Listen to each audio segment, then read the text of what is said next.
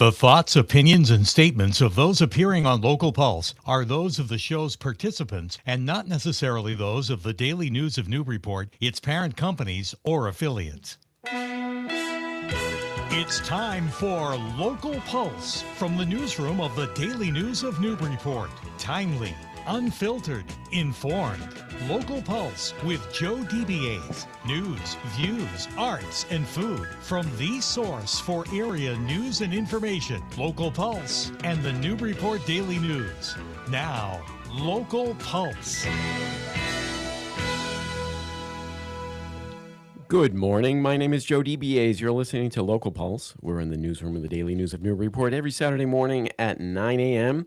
Today is July 18th, 2026, and it is show number 590. In just a moment, we're going to be talking with the guys from the Annunciation Greek Orthodox Church Greek Food Festival, Jim Sperelakis and John Housianitis. And after that, we'll be talking with Newburyport City Councilor Ed Cameron. We are now streaming live audio and video Saturday mornings at youtube.com/the @ Local Pulse Radio. That's our YouTube channel, and also on Facebook Live. And we will soon, hopefully, have our audio-only podcast link up and live. But you can always watch it on YouTube and just not watch and just listen. But we're slowly transitioning to the video format. But for people that want to listen to just an audio podcast, we'll have that up and running very soon. Like us on Facebook and Instagram. That's where you're going to find all the information about who's coming on the show, usually posted Saturday mornings. And I do have to apologize in advance because I'm running the show solo today, and I don't have a producer. So whatever errors I make, I apologize in advance. So back for, I don't know how many years in a row, their annual pilgrimage to the Local Pulse studio. It's John Housianitis and Jim Sperelakis. Welcome, gentlemen. Hey, Thank you, Joe. It's the 3J show. Yeah, it is. It is. Yankee Homecoming starts next week, Saturday, July 25th. And the Greek Food Festival happens right around the same time, but even a little precursor to Yankee Homecoming. It's not a Yankee Homecoming event. Right. It's run by the Greek Orthodox Church. Why don't you tell us a little bit about, at a high level, what the Greek Food Festival is for and what it's about? Yeah, it's a real pleasure and a joy for us to be here again, Joe. Thank you so much for having us in. We like to say we're the kickoff for the Yankee Homecoming Week. We start on Friday, which is July 24th, this coming Friday, and Saturday also from 11:30 to 8. And then we go into Sunday with a more limited menu because we sell so many items, hopefully on Friday and Saturday. And that's the Sunday offering is 11:30 a.m. to 3 p.m. So it's a chance for us at the church to bring a little bit of the Greek culture, actually a lot of the Greek culture to Newburyport. And we're so grateful for the support that we've had through the years from Newburyport and beyond. And I can't tell you how many people, as I work the bar with my brother and my sister, come every year, and they say they look forward to coming to the Greek Food Festival. And they know it's always the last weekend in July, so it's always a great opportunity. Correct. We're super excited again this year. We've been preparing for weeks, and today we're setting up actually all the tents, and it's almost showtime, and looks to be next weekend's going to be glorious weather. So we're very much looking forward to seeing all of you participating in our festival again next weekend. All right, so the Annunciation Greek Orthodox Church is located at 7 Harris Street in Newburyport, and Harris Street gets closed down. Yeah, from 4 to 8 on Friday and Saturday, we have a band come in, a two-piece Greek band called Opa Entertainment, and they come in from 4 to 8 on Friday and Saturday. So the city has graciously allowed us to close down Harris Street. You're from Green Street basically to Park Street, and that way we can have some dancing outside with the band outside. And again, as Jim mentioned, the weather looks to be terrific for next weekend. They did shut down for doing those 4 hours from 4 to 8. All right. The food that's available, It took me years to get your names correct. I still don't have the food, the pronunciation of the food. Although the food is delicious, I can't pronounce it. I always just kind of point at the menu, except for gyro. I know gyro. yeah. All right. All right, Well yeah. done. Well said. It's not gyro. No, you don't. Gyro. We charge you an extra $1 if you pronounce it as gyro. When you... I bet there's a lot of people that come up and say gyro. Yeah. Oh yeah, Yeah. All right. So tell us about the food. Well, well, one of the tongue twisters is pasticcio, moussaka, dolmades, spanakopita. So Those are three separate things. That's not one correct, thing. correct. Yeah. So spanakopita is spinach pie. It's again all made in house, and it has layers of phyllo dough baked kind of to perfection. Inside is feta cheese and spinach, of course, and it is a vegetarian option. And then for those, and then we also have dolmades, which we both offer it as a meat-filled version and a vegetarian or vegan version, and they're stuffed grape leaves, stuffed with rice, and again the meat one has ground beef, seasonings, and yeah, they're tenderly made and they're just delicious. So we would encourage everybody to get those as a side dish if you've never tried them, called dolmades or stuffed grape leaves. All right. And the food is available at different stations outside at Harris Street and then inside as well. Yeah, well, actually, last year we changed up a little bit. We the Edo line was really so long, almost during the festival, that we made the Edo line a lot longer outside and more space for them outside, and moved inside to having 2 lines inside. So during the peak times of lunch and dinner, we'll operate 2 lines inside for people to come in. So hopefully allow people to move through quicker. But I always tell people, I think to me the best time working at the bar and seeing the lines, best time to come in, I think, is between 2 and 4, because the lunch crowd is already kind of filtered in and out for noontime, and then the dinner crowd really hasn't arrived yet about 5 or 5:30 or 6 o'clock. So if you really want, if you look at the lines and say, oh, geez, those lines are always long, well, it's a good thing, because it means people want to come to the festival, which is great. We like that. But also, I think that downtime between 2 and 4 seems to be the really peak time. But again, it's an air-conditioned hall. There are 2 halls that we use. The St. Basil's Hall is where the pastries are purchased, and in the big hall, Nicholson Hall, is where the food line is. And I do want to mention this year something new, Joe. We have probably about 12 gift baskets we'll be raffling off. So you'll be able to purchase raffle tickets and then decide which basket you want those tickets to go into, and hopefully you can win one of those 12 gift baskets with different themes. Like there's a coffee theme, there's a Greek culture theme. Different folks have putting together these baskets for us, again, as another fundraiser for the church. Because it is a fundraiser for the church, the whole Greek Food Festival. It's the biggest fundraiser of our church, absolutely. And that's why it takes some weeks into months to prepare the food, obviously. And as Jim mentioned, it's all done in house, and we have huge commercial freezers that help store the items. And we hope everything runs smoothly, obviously, during the festival. Do you have any idea how many people you serve? Over Thousands for sure. I don't have the exact number, but we definitely have well over 1,000 people that come in. Oh, that's fantastic. And the food is just outstanding. It really is. As good as all the entrees and sides are, my favorites are the desserts. Okay, you're a So sweet tooth. talk about the desserts a little bit. Well, we have the galataboudiko, which is the Greek custard, made with phyllo dough also. We have the rice pudding, delicious rice pudding with a little cinnamon on top, which is delicious. Baklava, of course, is a staple of all the Greek festivals. We have finikia, which again is like a shredded wheat type of baklava. It's very Is that similar. the one that looks like a bird's nest? Yes, exactly. Yeah, exactly. Yeah, that's a good way to describe it, actually. Yeah.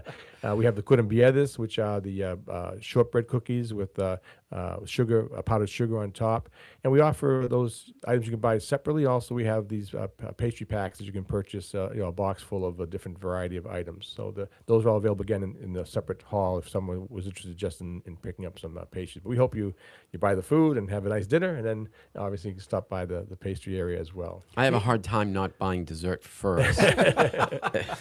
The other thing I would mention on that is that if you've never tried them, outside near the Edo stand, near the entrance of the festival, is what we call lukumades, which are like little honey puffs. They're like almost like mini donut holes, if you will, and they're they're fried, and then we sprinkle them with honey and cinnamon and walnuts, and they're to die for. They're very, very light, and they're, if you've never tried them, I would definitely add that to the list.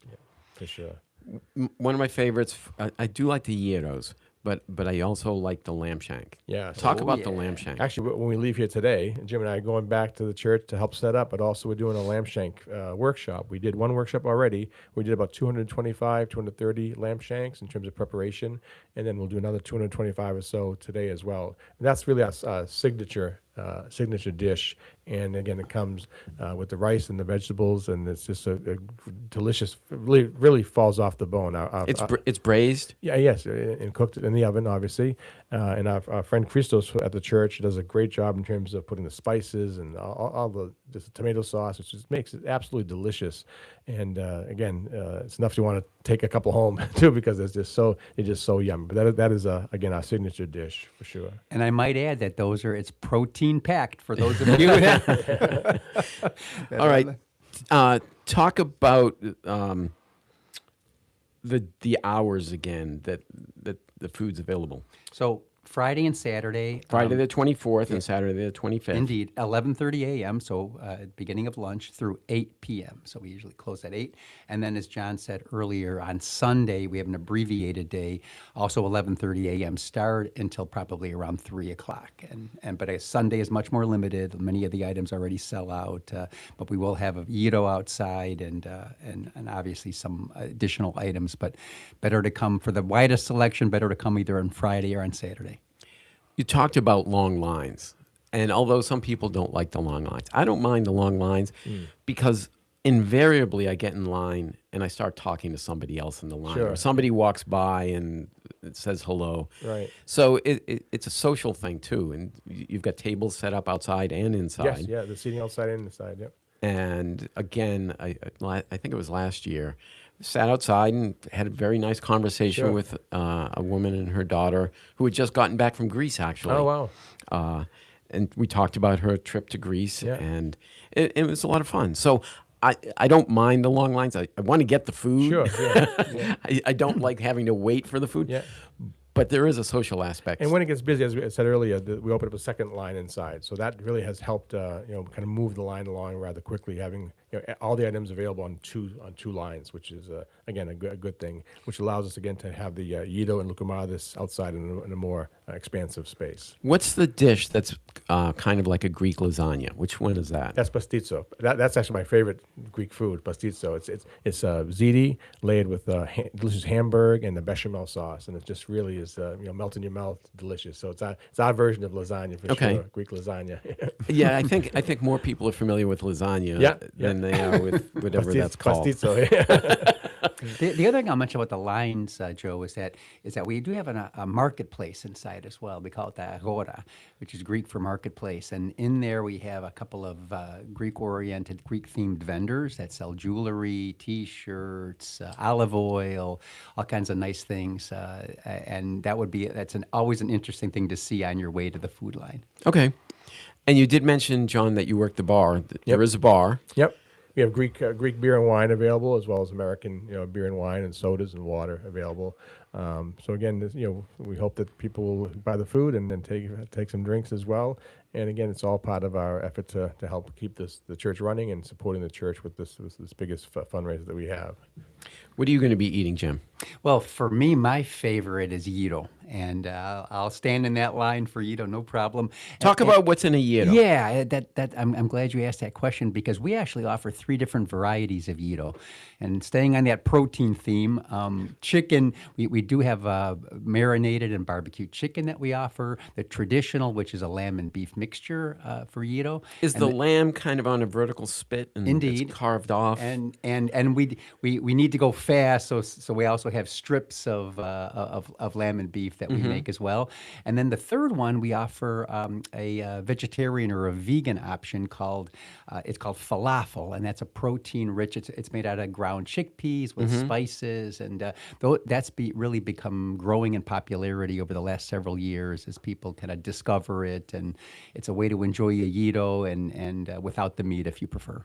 And in the pacchito, there's the tzatziki sauce. There's also With the, yogurt-based sauce. Yogurt-based Yogurt, sauce. cucumber and, sauce. and also diced tomatoes and diced onions as well. So Correct. that really makes it. And it's wrapped in On a warm pita bread. Warm pita bread. Exactly. Yeah. All right. I did notice in the notes that you gave me that there are church tours. I've never done the church tour. Talk about the church tours.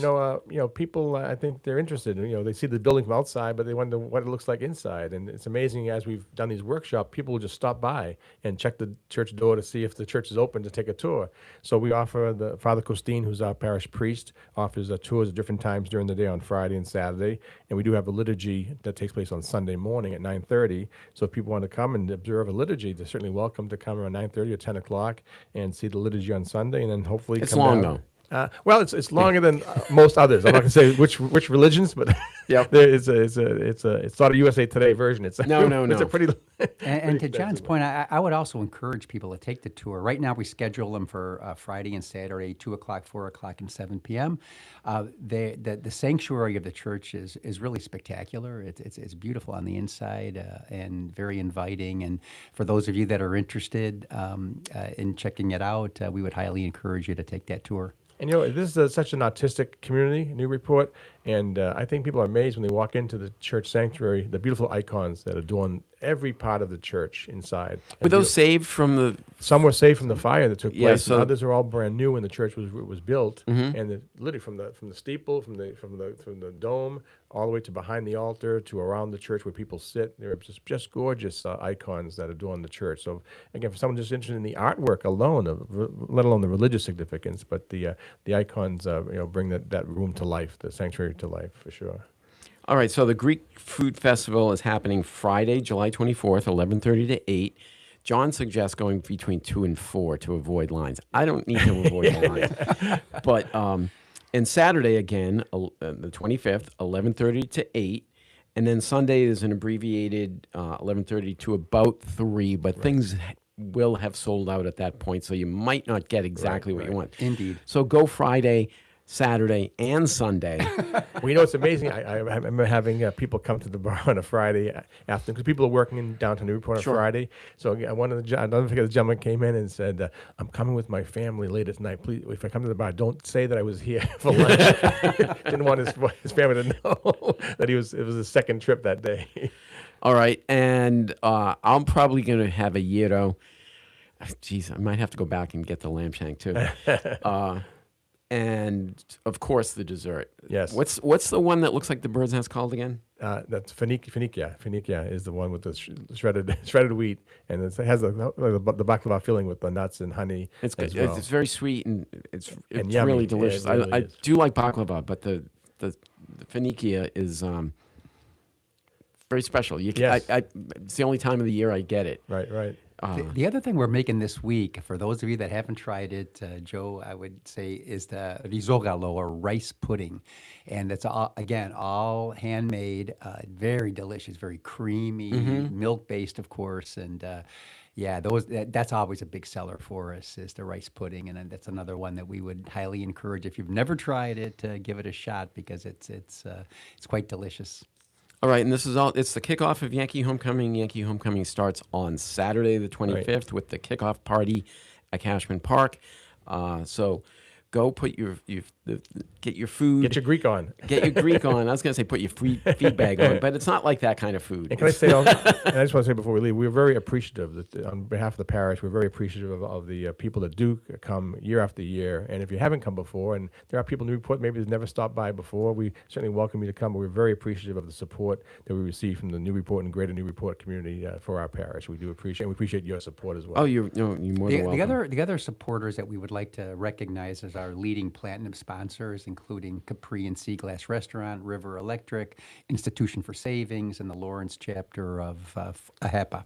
They're very generous donors to us, as are many people and businesses and corporations, and we're very thankful for that. It's interesting you have restaurants as sponsors. Yes, That's the competition. Indeed. All right, so it's happening Friday the 24th, 11:30 to 8. Saturday the 25th, 11:30 to 8. And then again on Sunday with a limited menu and the outdoor gyro cart from 11:30 to 3. Live music Friday and Saturday from 4 to 8. It's kind of a festival feel when you go over there to Harris Street and during the Greek Food Festival. So congratulations. Great. And what do I always say at the end of our interview? Opa! Opa! Opa! Thank you, All right, Joe. we'll be right back with Newburyport City Councilor at Large Ed Cameron from the newsroom of the Daily News of Newburyport.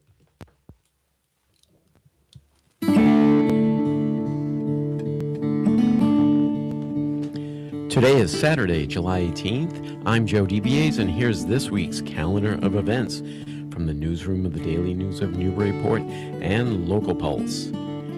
Yankee Homecoming kicks off on Saturday, July 25th with the kickoff party and brew fest at 5 p.m. at Cashman Park.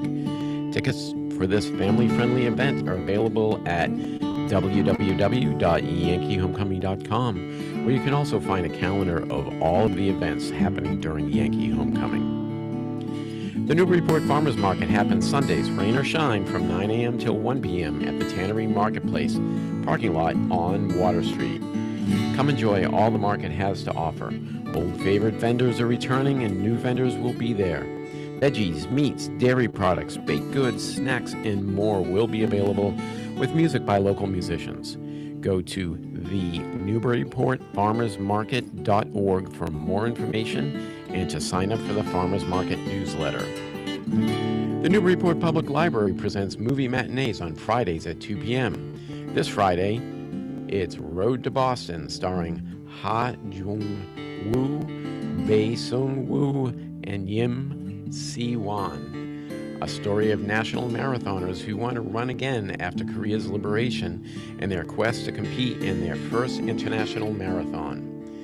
Come and enjoy the theater-like screen and sound system with fellow film buffs. The library has assistive listening technology for individuals with reduced hearing that sends sound directly to a hearing device. Contact the library at 978-465-4428, extension 2, before the program to learn more about this and other assistive technology options. This free event will be held in the program room, and all are welcome. More information about this and all that's happening at the library is available at www.newburyportpl.org. The Central Congregational Church Community Breakfast happens Saturdays from 8 a.m. to 10 a.m. Pull up to the table or request your meal for takeout. Breakfast is always free and everyone is welcome. Volunteers serve a delicious meal every Saturday. The Central Congregational Church is located at 14 Titcomb Street, Newburyport.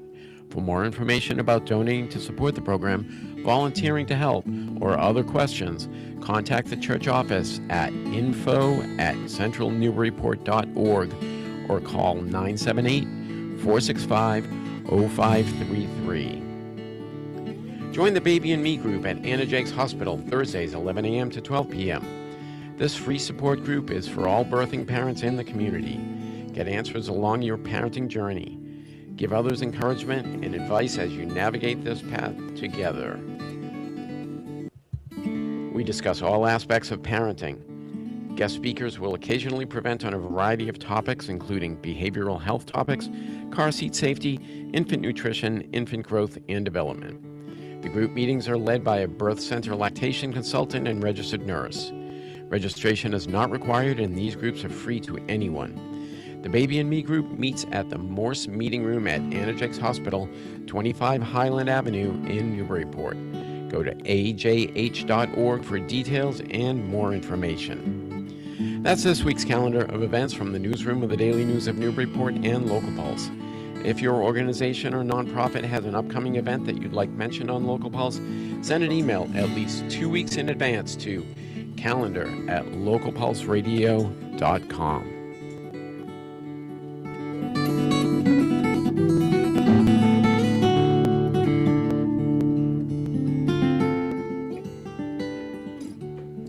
And we're back on Local Pulse. My name's Joe DBAs, running the show remotely with... Never mind. And I'd like to welcome back Newburyport City Councilor at Large, Ed Cameron. Welcome back, Ed. Hey, Joe, good to see you, and nice to see you really moving quick and grooving and kind of one-man show here. I don't like it. I don't like You're it. doing great. It's so much better when we have one of our fabulous producers out there at the control board. You see me running in and out because I have to turn the microphones on and off. Can't control those remotely. How are things, Ed? Good. Enjoying the smoky hot Newburyport summer and There's other stuff besides smoke and heat. going on. Yeah, lots going down on. the river. Down the river. Yeah, the wonderful smells of the Merrimack, which is a little bit better right now. But It is. yeah. So yeah, just kind of enjoying the summer and looking forward to cooler weather. You know, I'm of two minds about that. Yeah, The cooler weather means summer's. gone. We're only halfway through. We're less Right, than halfway right, through right. summer, really, because summer extends into September here. At least the feel of summer. Yeah, I think we're also the whole greenhead thing for that month. Kind of takes a chunk of our summer away, and the hanging out at Plum Island is a little more treacherous with the greenhead situation. But yeah, so yeah, hey, it's a great place to live no matter what the season. I So agree. Best place that's on what- earth. yeah, I've heard you say that a few hundred times. A few, maybe thousand. All right. So since you've been here last, we're in a new budget year. The budget year started at the beginning of this month. How do you think the budget process went this year? Yeah, I think again, as it has been, for a long time, and certainly Councilor Zeed, the Ward 1 councilor, who's the chair of Budget Finance, is really very thorough, very diligent around process, and I think departments that the mayor's proposing, the ones that we need to focus on, get a lot of attention. A lot of questions get asked. Not every question's easily answerable. It's a bit.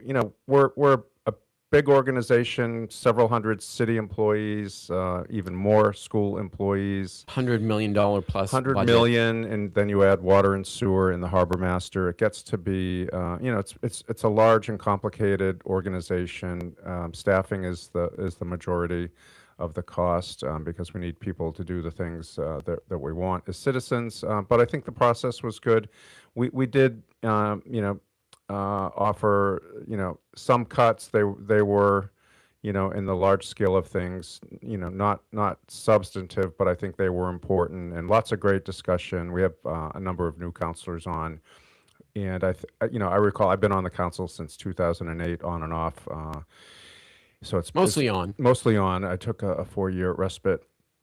Unfortunately, missed the COVID years of being on the council, which I know was a real challenge for the city and the country. But lots of due diligence, and when you first get on, you ask a lot of questions, and we've got very people with a wide range of backgrounds who have just a lot of a really good approach to governance. Ask a lot of honest due diligence questions, and it's all very grounded in fact. So I think it was a good process. The overall budget did increase around 4%. It would have been nice if it was a little lower, but we want to preserve services. There were some significant cuts that the mayor had offered, and the school committee as well in their budget. So overall, I think it was a good process.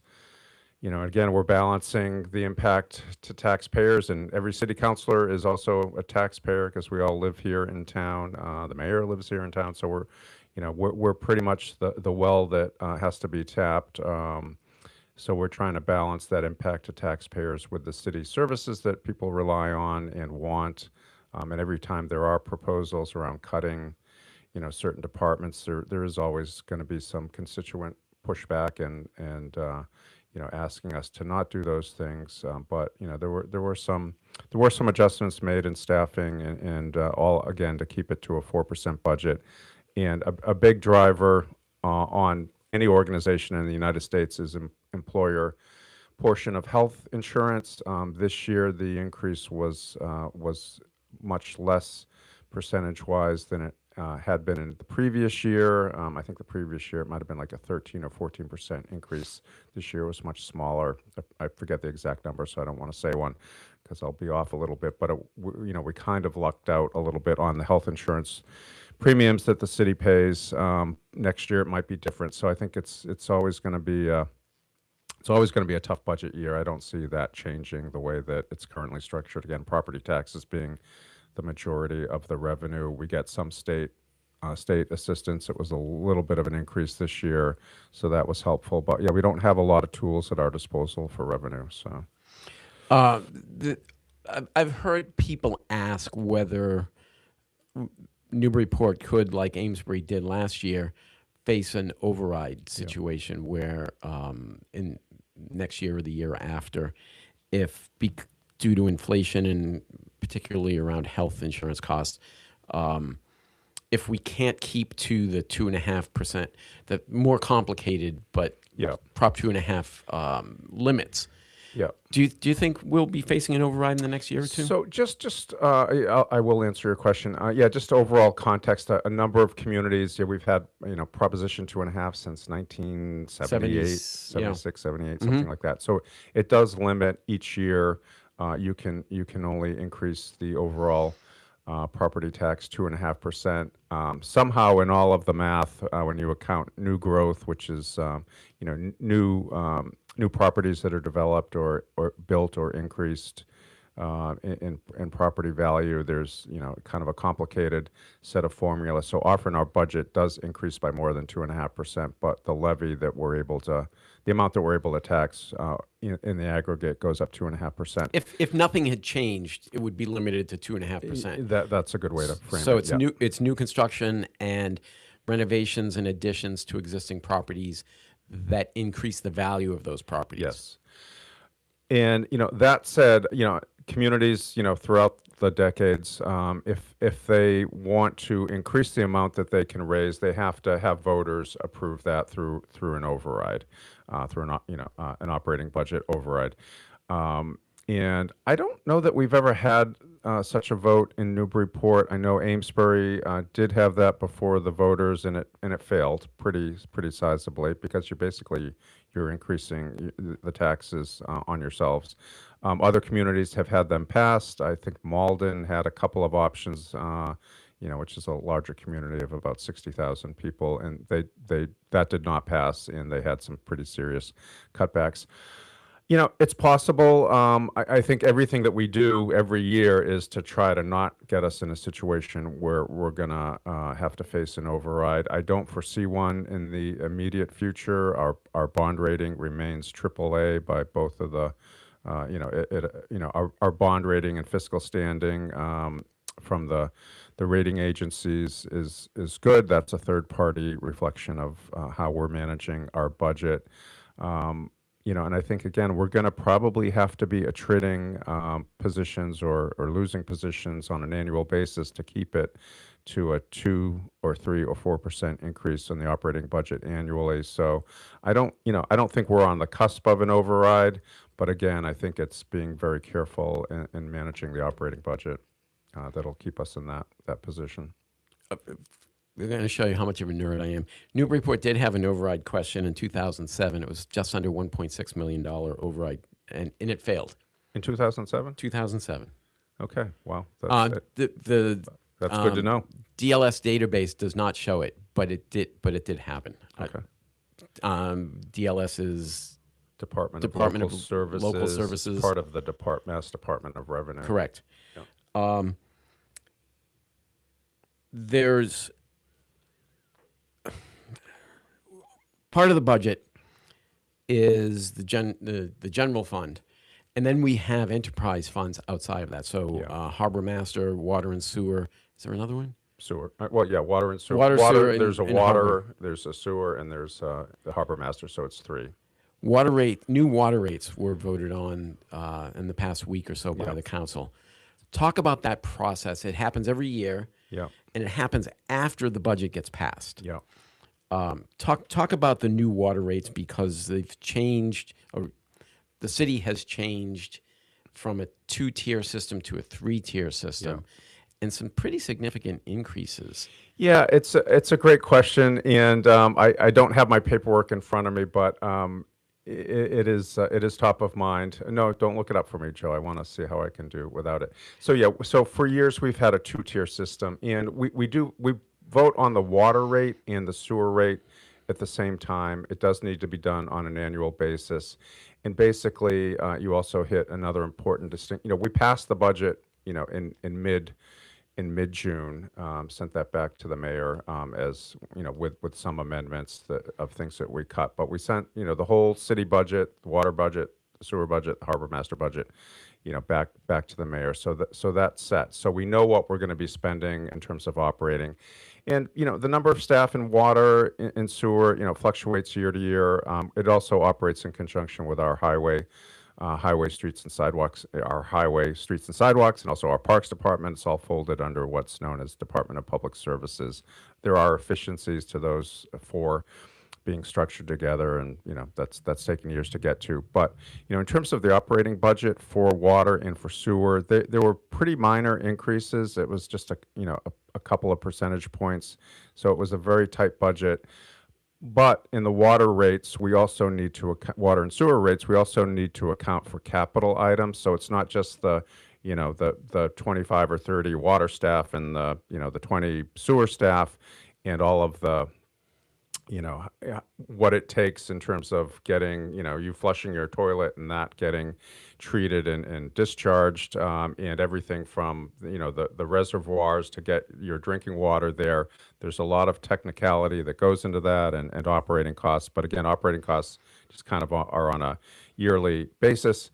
Capital costs are where we're buying major pieces of infrastructure, and if we're going to create a new water treatment plant, which seems like there's a general consensus from councilors, the administration, and the Water and Sewer Commission that we're going to need a new treatment plant. The existing one is quite ancient, from the 80s, which is pretty ancient, and has had some It's significant. not that age. I'm from. Yeah, well, I mean, I was pre-80. born way before the 80s, but in terms of infrastructure, there were significant upgrades in the 2000s, and early 2010s. But bottom line, the whole thing needs to be redone. That's probably going to be $68 million. Not going to happen tomorrow, but it's going to happen within the next couple of years.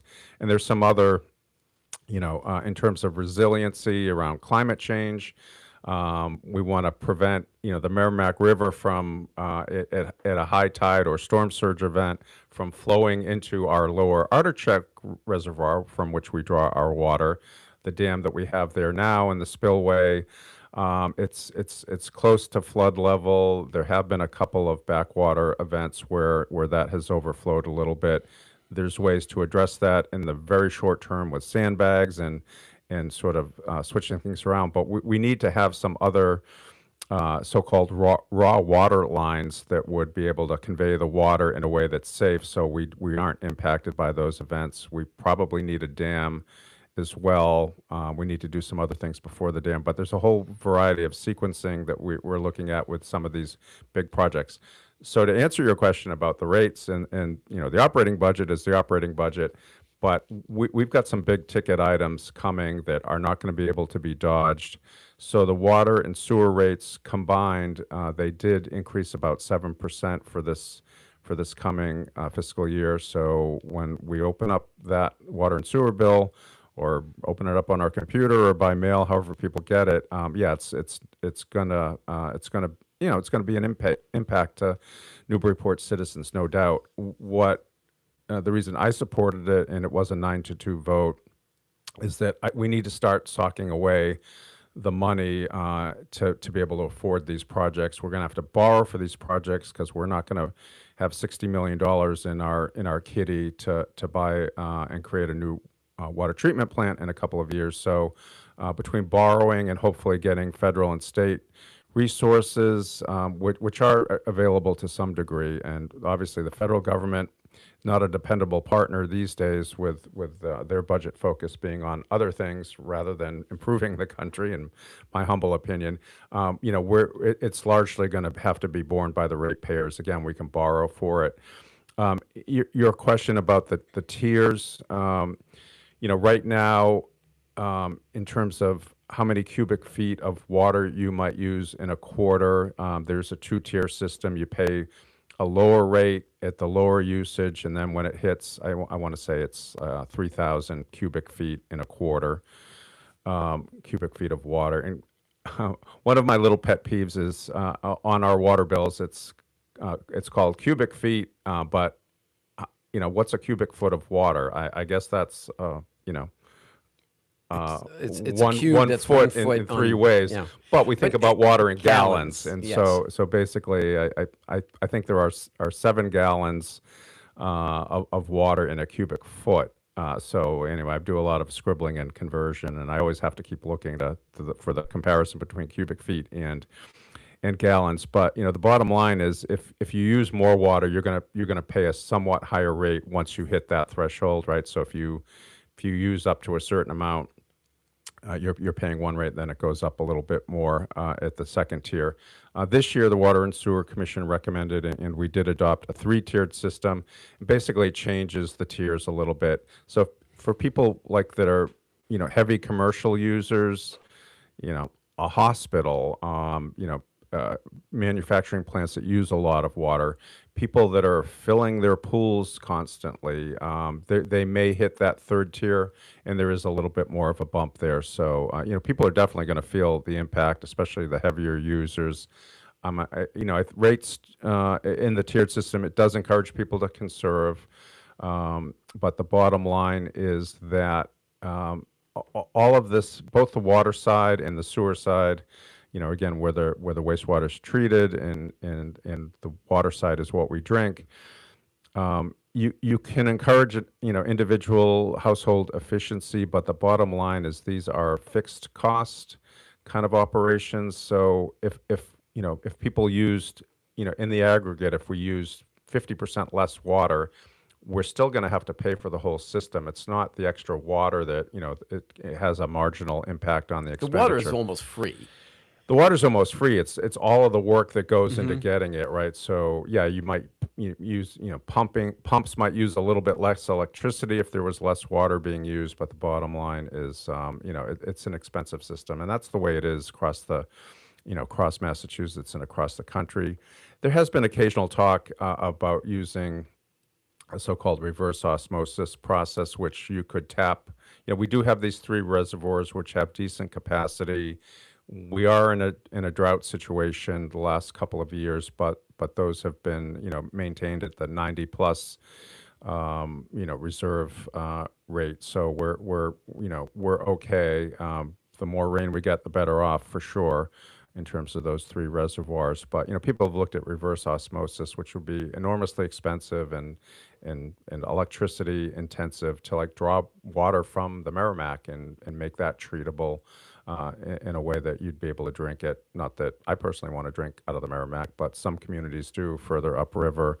But they're, water infrastructure, sewer infrastructure, it's a big national problem when you look at what happens, what happened up in Haverhill with their sewer, with that sewer force main breaking on June 26th. So for 5 days, raw sewage was going right into the Merrimack. It comes down to us. 8 million gallons a day. 8 million gallons a day, which that sounds very significant. And How many cubic feet is that? And it is. I'd have to scribble that out. I could figure that out. Maybe I'd need 30 seconds, but.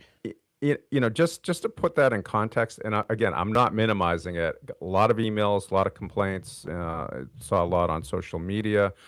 Obviously Plum Island and the whole basin, and beach closures. I think we did a good job. And the city was on top of notifying people. We've certainly pushed back with the state and tried to initiate conversations with Haverhill about what happened. But the amount of water that goes past Haverhill is something on the order. This is the Merrimack. This isn't just sewer. It's something like 3 billion gallons of water a day. So 8 million gallons of sewerage is small percentage-wise, but it completely, it's like a bacterial, disaster in terms Correct. of fecal and fecal bacteria. And I've only been in Newburyport since 2002. But many stories from friends who grew up here about how bad the water was in the Merrimack, when they grew up back in the 60s. And, we don't want to get there. So we need to be talking to Haverhill and the state and the feds about how do we improve that situation. This was not a combined sewer overflow. I was going to draw that distinction. It was just a straight pipe break, and they didn't have a way to bypass it for 5 days, and that's why we had all that enter into the river. But the fix that they have is really only a temporary fix at this point. Correct. I don't know how long that bypass. So they did. They constructed a. And if you go to their website, they've got some pretty detailed information and some pictures that are helpful to see it. Yeah, I think it was a 42-inch pipe that broke, and just everything that was coming out of there. And they're not going to stop they stopped their sewer system. Everybody in Haverhill's toilet, I imagine, would have backed up. Yes. And they're not going to let that happen. So they constructed 2 bypasses, one for sewage and then another one for stormwater. That when it and this gets to the CSO issue, when there's a significant rain, the way sewer systems were designed back when all of these sewer systems were designed was stormwater and sewage and wastewater from people's drains all go into the treatment plant and are processed. When there's a significant rain, it overwhelms the system, and then what's called a combined sewer overflow happens, where they're forced to kind of open the valve to let that combined sewer, not just sewage, but combined sewer and rainwater, stormwater, go into the river. Newburyport and Amesbury and I think Salisbury don't do that anymore. Yeah. We've upgraded our systems, so it's the systems upstream, which are Haverhill, Lowell, Nashua, New Hampshire, Merrimack, Manchester, New Hampshire. Like Hooksett. I forget about Lawrence. Lawrence as well. Yeah. And so this was not what we've been talking about here in Local Pulse for 12 years. A combined sewer overflow. This was straight sewage. A pipe that broke. Yep. All right. And Mayor Reardon will be on the show next week. I'm sure we're going to spend a significant amount of time. I hope you grill him. I always do, don't I? I know he listens, so I know he'll hear that. I'm sure we're going to spend a considerable amount of time. He's up to speed on this stuff. In the council, if you listened or watched the council meeting from Monday night, which apparently you didn't, Joe. I didn't. You would have known this. We did have 3 councilors had drafted a letter that is being sent to the mayor of Haverhill. So Council President Shand and Councilors Truck and Harmon drafted a letter, and there was discussion, a little bit of, changed a few things to the letter, and I think it's coming from hey, this is a problem that we all face to Haverhill, and we need to have a seat at the table, get together to figure out how to prevent this. I mean, that's sort of a break that could happen in any community. Again, as you said, it's not just a combined sewer overflow issue. It's the American problem of aging infrastructure and stuff that we've built, 50 and 40 and 30 years ago is got to be repaired. And, you see it in Massachusetts, New England, across the country with, bridges that need repair, roads, highway infrastructure, transportation infrastructure. You just can't build something and expect it to last forever. And, we have those water upgrades. We are doing, our sewer capacity, wastewater treatment facility is in good shape. There's been some modifications. There's also going to be some protection around the perimeter of that in case of a storm surge type event. But long term, we got to be looking: is that the right location for it? Is there something else we could be doing? Every other community is dealing with this as well. It doesn't always hit the Boston Globe or social media, but every community is really struggling with this. So again, the mayor, is tried to involve the state and our state delegation, federal delegation, and the governor, and the other communities. And again, the council worked on a letter that's being sent, and I think we're very concerned about it, and we certainly have heard from our constituents about it. Yes, rightfully so. Rightfully this was not an insignificant incident. Correct. Anything else to talk about before we move on to the next subject? Yeah, I just again, the sort of another regional sort of thing is the whole Whittier school that is still which involves Haverhill. I know there's been talk about campus improvements, which we're certainly supportive of, and I know the mayor is working to make sure that the capital costs. So this is the Whittier School District, which is the technical school and vocational school, well loved. We send 26 or so Newburyport students to that. The whole population is over 1,000 students, so we're like 2% of the population. And under the way that this was structured in 1967, operating costs, we pay 2%. It's allocated in terms of the number of students that go there from each of the 11 communities. But the capital costs have a different formula. So if a new campus was developed, Newburyport would pay much higher percentage, could be on the order of like $10 million, $30 million. We pay way above the number of students that we'd be sending. It's based on the population of the school district in Newburyport. Correct, not the number of students. Not the number of students that we send So to the Whittier. capital is set differently than the operating, and that's just completely out of whack and not fair to us. And yes, we're a community that we're our average median income is probably much higher than Haverhill and some other communities, but that doesn't mean we should be paying such a high share when, again, we only send 26 students there. So we want to stay involved in the Whittier district, but there's a point where we need a reset on the way that is all structured and paid for. We talked about borrowing money for water infrastructure and sewer infrastructure, and there might be some borrowing capacity issues around Whittier. Does Newburyport have additional borrowing capacity? Yeah, there's additional borrowing capacity, but it's all got to be balanced in terms of how much we want to pay out of each year's budget, and what are the big ticket items. I mean, so we did pass a debt exclusion for the youth and adult recreational center that's underway and apparently going well and under budget or at budget. That'll be opening in November on Low Street. We are doing some bonding out of so-called CPC, Community Preservation Act money for the Bartlett Mall, which I consider that's infrastructure. That's like an old public space that is vastly in need of improvement.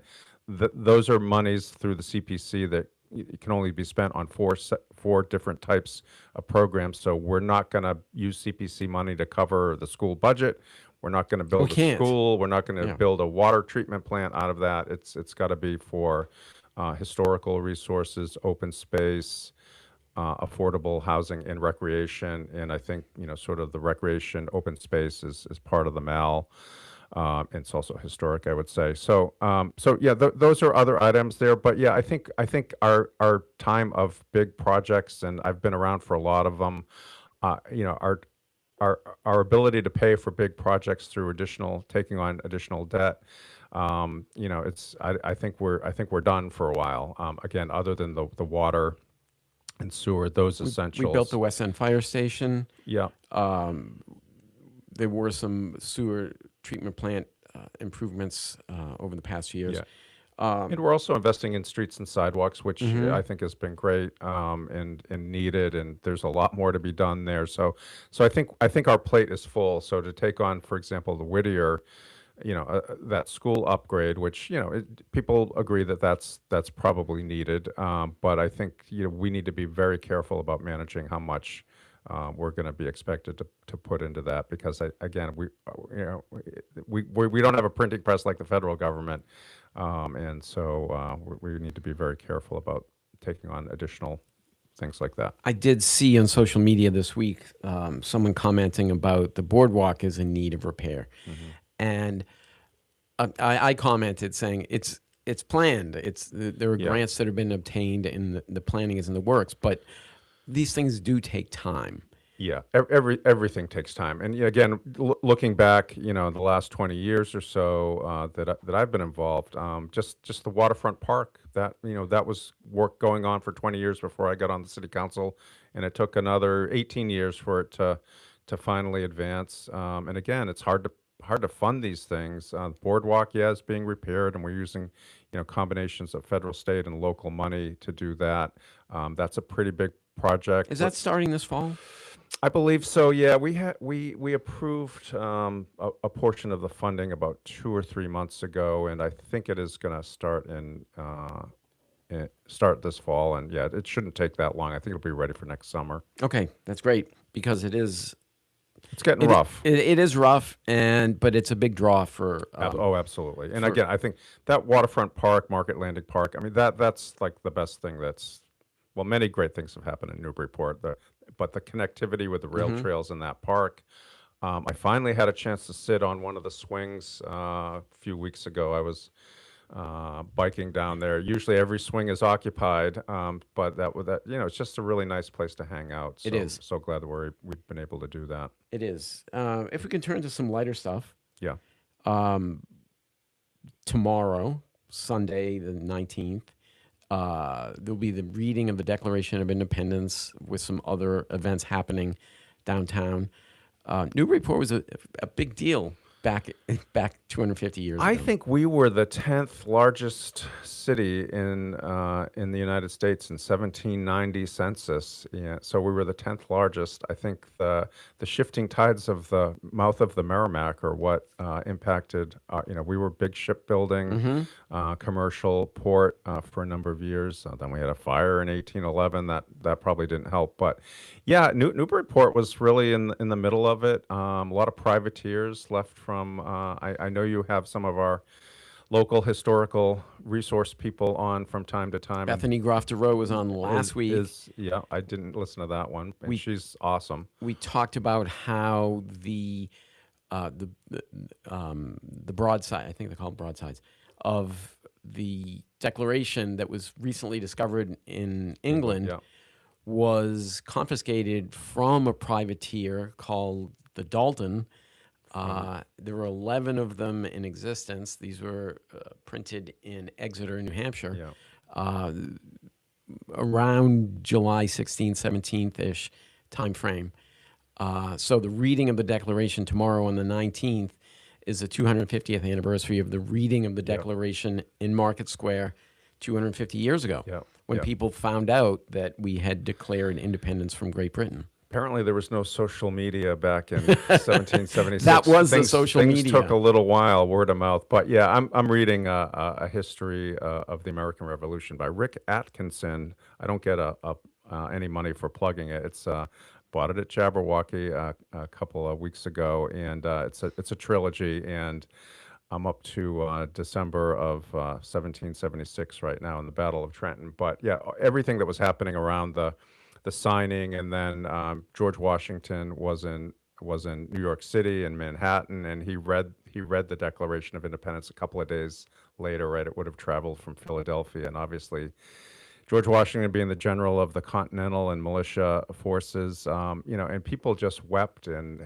were thrilled at the Declaration, and I really look forward to hearing it. I look at it and read it pretty often, but it was very impactful.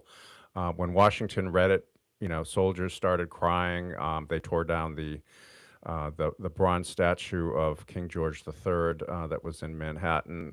Shortly thereafterwards, I'm sure there was a lot of drinking and rum drinking and whatever people partook of. There was a lot of rum drinking. There was a lot of, you read a good history of American Revolution. Alcohol was very involved, and lots of other things. But I think it's very exciting to be here again. Newburyport was at the center of a lot of things. There was an expedition to seize Canada that started in Newburyport by 11 boats that took 1,800 soldiers to Maine, and then they hiked up the Kennebec, and it was a little more challenging than they thought. But yeah, Newburyport was really in the thick of things. Well, Maine at that time was part of Massachusetts. It didn't become we a lost state it. We gave it away in 1820. Yeah, the Missouri Compromise, maybe. I don't remember. We'd have to I look don't at our remember history that textbooks. detail. Yeah. All right, and next week, the Yankee Greek Homecoming. Food Festival is Well, on the Of course, 24th, the Greek Food Festival. but then the 25th is the kickoff of Yankee Homecoming, Yeah. which there are people who are of two minds of Yankee Homecoming. I love Yankee Homecoming. I live downtown.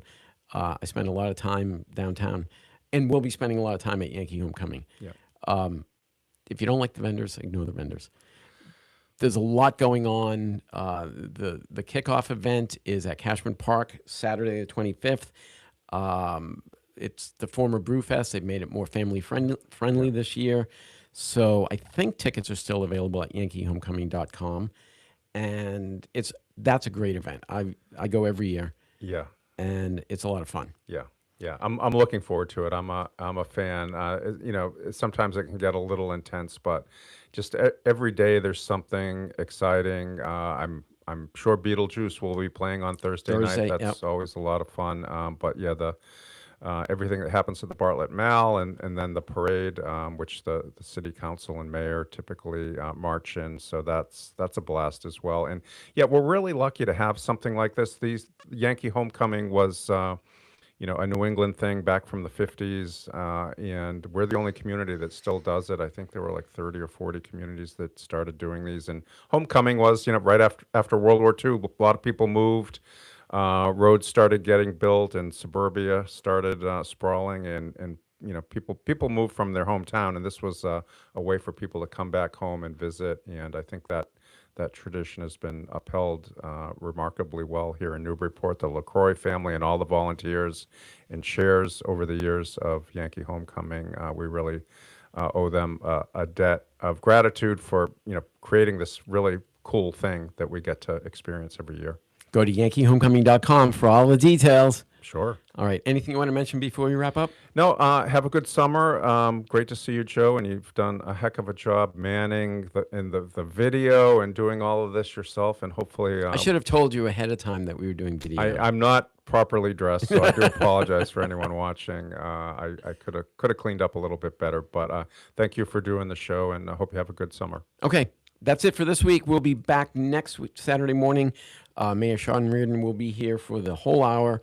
So tune in, and don't forget, it's youtube.com/@ Local Pulse Radio. Also on our Facebook page, but that disappears after 30 days. So youtube.com is the place to go. Look for Local Pulse with Joe DBA.